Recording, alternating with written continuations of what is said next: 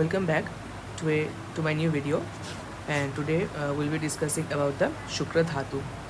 We have covered all the Sapta Dhatus in detail, and we are now into the last Dhatu of the Sapta Dhatu, that is the Shukra Dhatu. And this video is divided into two parts, the first and the second. And let's start the first part with the Vyutpatti. So we get the Vyutpatti of Shukra Dhatu in the reference of Vachaspatyam, and he has mentioned that Shuch Rak Ni Kutvam Kli Shuch Klede Rijendra Gravajnanati Iti.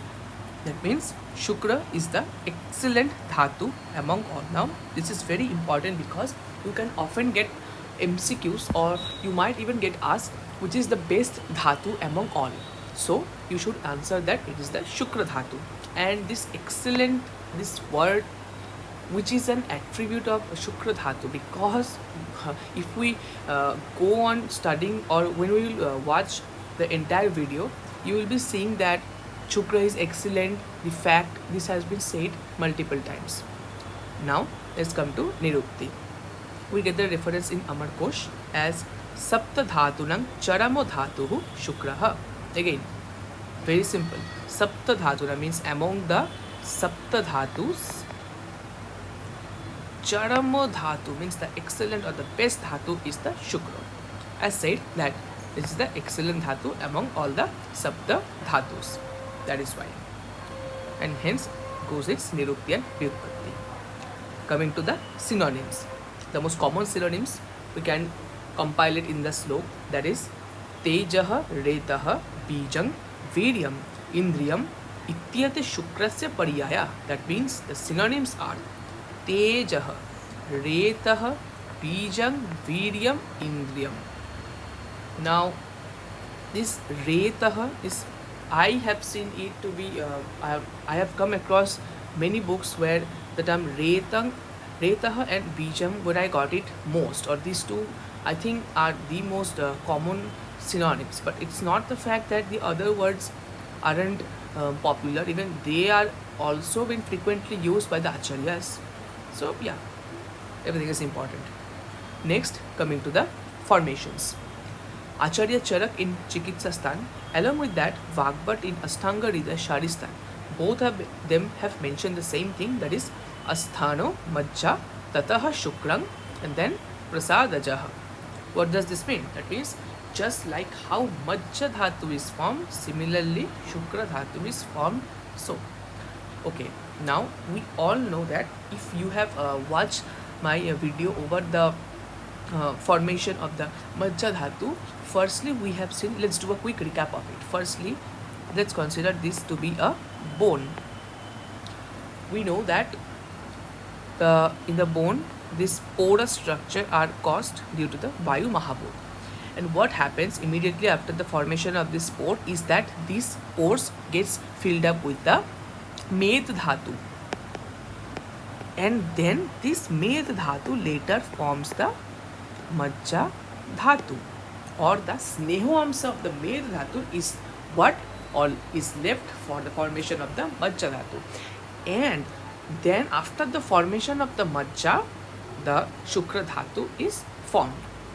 So this is what has been described.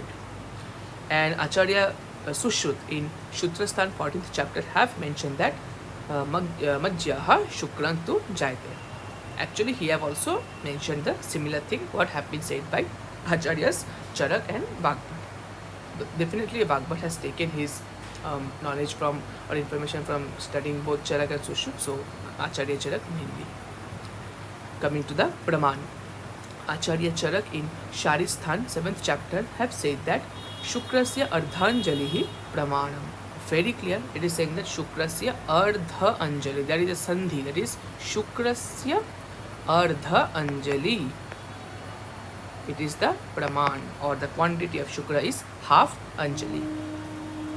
Next, coming to the properties. Acharya Sushrut in Sharistan have mentioned that Sfatikambha Dravang Snigdhang Madhurang Madhugandhicha Shukra Michanti Kechitu Tailaksha Shaudra Nimba Tatha. Again, if we look closely into the verse, this is a big verse. So let's go into the Sandhi Vichhed. Firstly, the Sphatikamba. What does this Sphatikamba actually means?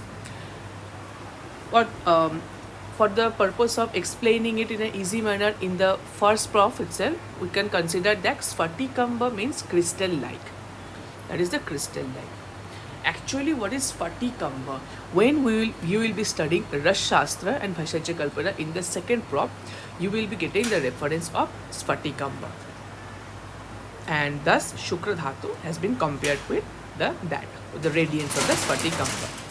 Next is Dravam. Drava means fluid. That is, it will be having the fluidity in nature. Snigdhang means unctuous, very easy. Madhurang means sweet. Now, actually, there is a controversy regarding that whether the sperm is sweet or not. But you know, about the beauty of Ayurveda is that we all know that generally we know that madhur means sweet. But however, if when you will be studying Anna Swarupadhyay or other references about the food mentioned in Ayurveda, you will be seeing that there are certain food that have been mentioned as Madhura Rasa despite they don't taste sweet. Now this Madhur Ras can also be, in case of Shukra, this can be correlated with the fact that we all know that the sperms do contain proteins in them. So maybe in that fact, and we also know the function of Madhura Dhatu is to build up the body, to do the Brinhan function and all. And so does protein. It does the building up of the body, similar to the Madhur Ras. What has been done by the Madhur Ras. That is why. Coming back to the first, Madhuram, that is sweet in taste. Madhu Gandhi. Madhu Gandhi, Gandhi means the odor. So Madhu Gandhi means a sweet odor. And Cha means and. Shukra Michanti Kechitu Tailakshya Khodra Nimba. Again, coming to the Sandhi Vichhed. Shukra Michanti Kechitu Taila. Taila means oil and Kshaudra means honey. A form or a type of honey. So color like oil and Shaudra. That is honey. Oil is Taila and Shaudra means honey. So these are the properties of Shukra Dhatu according to Acharya Sushruta. Coming to function. Acharya Charak in Chikitsastan 15th chapter. Along with that, Acharya Vagbhat in Asthanga Hridaya Sharistan, both have them mentioned that Shukran, Shukrad, Garbhaha, Prasadajaha. And Acharya Sushruta in Shutrasthan 15th chapter have mentioned Shukram, Dhairyan, Chyavanam, Preeti, Deha Balang, Harsha Vijartha Cha. Okay, coming to the first verse of Acharya Charak and Vagbhat. Shukra, Shukrada, Garbha Prasadaja. That means to reproduce, or the formation of Garbha is one of the main function of the Shukra Dhatu.